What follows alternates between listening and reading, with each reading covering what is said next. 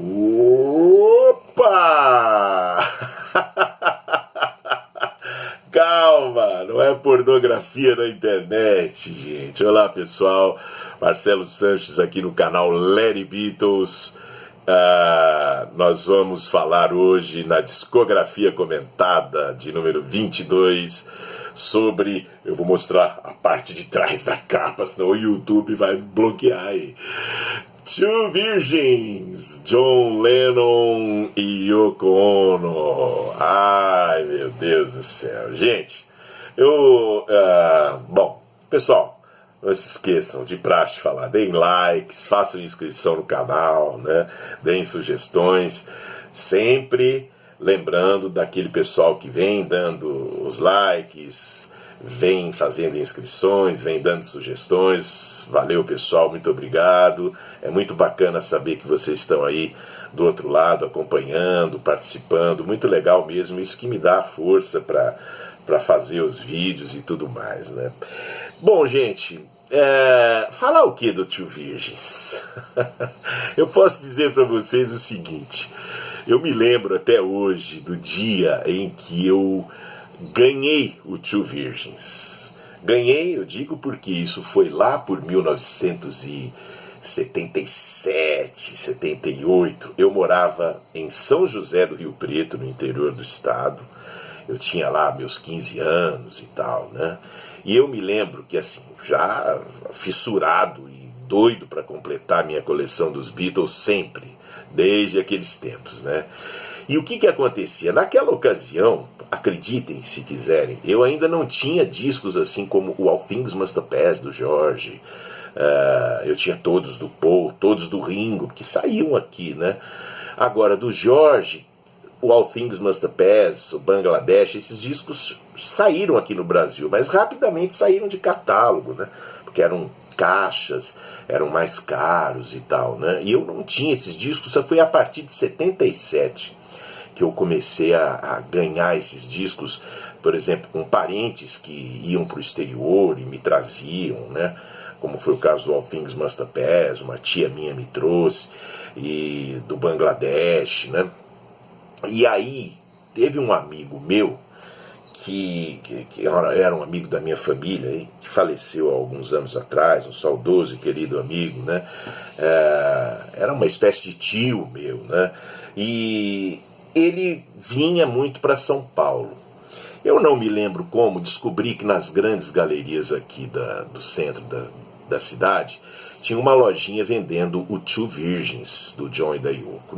Não me lembro como foi que eu descobri isso, mas eu descobri, aí falei para ele, né? Ele falou, não, tudo bem, pode deixar que eu vou lá, você me dá o endereço que eu vou lá e trago para você. Eu fiquei numa alegria fantástica, porque naquela altura, apesar de já ler muita coisa sobre os Beatles, para mim não era claro o conteúdo dos álbuns do John e da Yoko, tipo Two Virgins, Wedding Album, Life with the Lions, né? Eu não tinha noção ainda de que ali não tinha música alguma, né? Nesses 3 discos não havia nenhum tipo de música, seja lá música tocada só com violão, demos, ou seja lá o que fosse, né? Eu já tinha aquela altura o Wonderwall Music, que eu achei muito legal, né? Do George, né?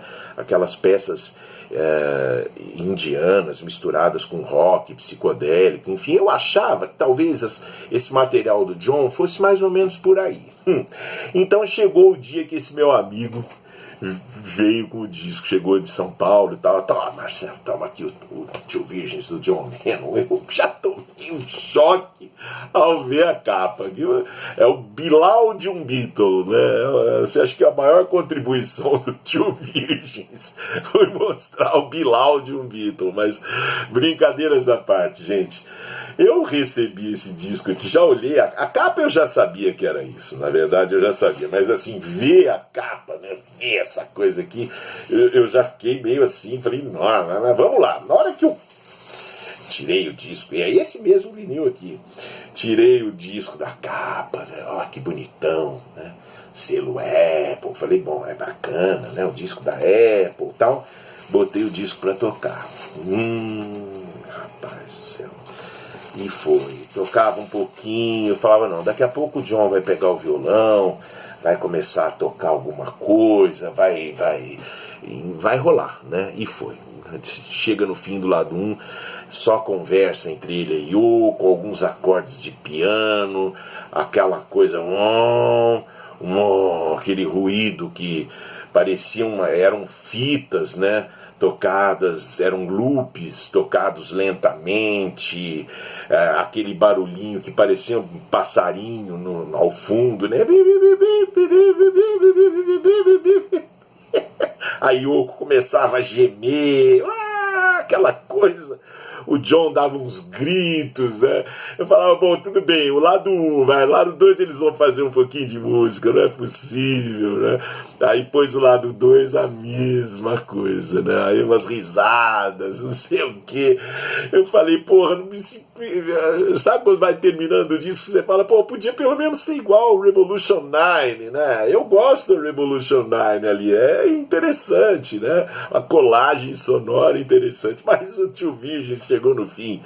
Gente, vocês não têm ideia da minha decepção na época, assim, eu fiquei imensamente decepcionado. Falei, meu Deus, que raiva do John Lennon. E era num período que o John já estava recluso, né?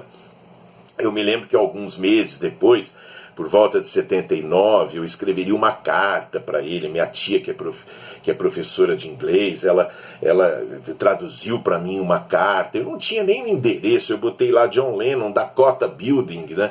E postei lá de São José do Rio Preto, pedindo para o John voltar, para ele parar com essa coisa de ficar sem gravar. Isso foi em 1979, um ano antes de eu mudar aqui para São Paulo, né? E o fato é que eu fiquei tão decepcionado, gente. Eu falei, poxa vida, que sacanagem. Como é que pode um cara fazer um disco desse? Pra quê? Qual era a intenção? E olha, é o que eu me pergunto até hoje, embora hoje eu tenha algumas respostas para isso, né? Eu acho que o Two Virgins foi uma tentativa do John de chocar. Foi uma tentativa? Não. Ele conseguiu. Ele chocou todo mundo. A Capitol se recusou a distribuir o disco, a EMI se recusou a distribuir o disco, né? Essa cópia aqui que eu tenho foi distribuída pela Tetragrammaton Records, americana, embora tenha um número de catálogo aqui parecido com o da Capitol, né? Então, ele quis deliberadamente chocar. Ele se envolveu com a Yoko, conforme eu venho falando nos vídeos. Eu acho que o John teve uma coisa assim ele tinha uma preocupação em parecer o Beatle de vanguarda, né? Ele disputava isso com o Paul. O Paul tinha sido cabeça da fase psicodélica dos Beatles. O Paul estava se destacando como um grande compositor, um cara inovador. Toda aquela inovação dos Beatles no Revolver, no Rubber Soul antes, e no Peppers, no Magical Mystery Tour, tinha assim vamos dizer, uma presença do Paul, 65%, se a gente for fazer um resumão assim, é coisa que partiu de ideias do Paul, né? Claro, teve o George também com a filosofia oriental, a música indiana, e o John também. Só que o John ele ficou naquela parte assim mais alucinada das experiências lisérgicas dele. E isso tudo, claro, traz um comportamento dispersivo também, né? Então o John ele se estagnou de certa forma. O fato é que se criou essa discussão, né, na aura dos Beatles sobre quem era o melhor, quem era o de vanguarda, e o John era louco com isso, ele ficava puto com isso, tenho a impressão, né? E quando a Yoko entrou na história, a Yoko era uma artista de vanguarda, era uma performer, né? Uma artista performática, né?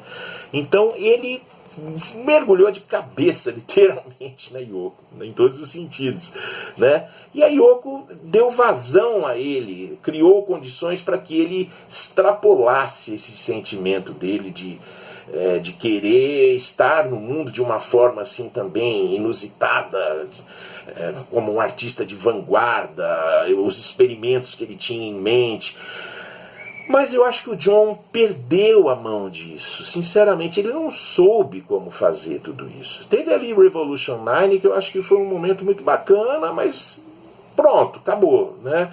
O Two Virgins pode até ser lido como vamos dizer assim, um avanço radical dentro dessa concepção da Revolution 9, mas não funcionou, ficou um negócio assim que não foi a lugar nenhum. Você ouve ali um punhado de ruídos, gravações aleatórias de notas de piano, gemidos, gritos, não acrescentou nada, aquilo não deu nada, a não ser que o papel, o objetivo principal fosse chocar.